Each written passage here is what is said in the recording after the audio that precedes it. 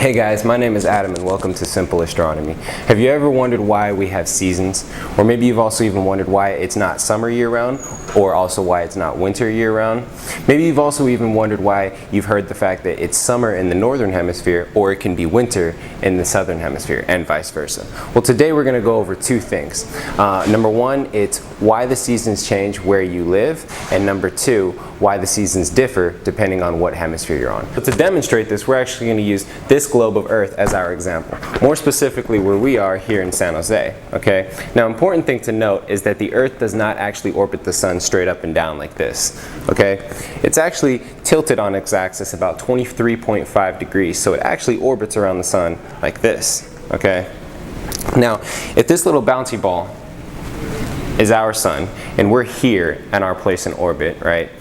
Then the northern hemisphere is actually getting more sunlight than the southern hemisphere, right? Any hemisphere that's tilted toward the sun, as the northern hemisphere is right here, is actually experiencing summer, and the hemisphere that is tilted away from the sun, as the southern hemisphere is right here, is actually experiencing winter.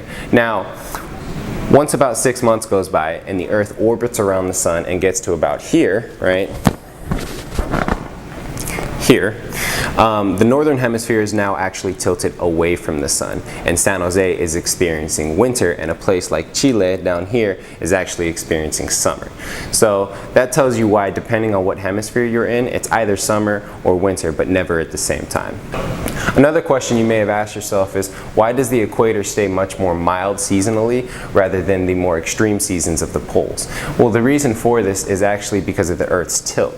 Now, in the northern hemisphere, when you're tilted toward the sun, you're getting much more sunlight. And in the southern hemisphere, you're getting much less sunlight. Now conversely, when you're over here, the southern hemisphere is getting much more sunlight and the northern hemisphere much less. But irrespective of which hemisphere you live on, if you live along the equator, you get a constant bathing of sunlight no matter where you are on the Earth's orbit.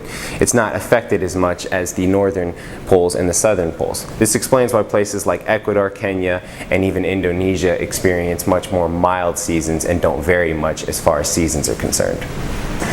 So now you know how seasons work, and hopefully you can plan your next vacation accordingly. Thanks for watching Simple Astronomy, and tune in next time when we explain to you why Pluto isn't a planet.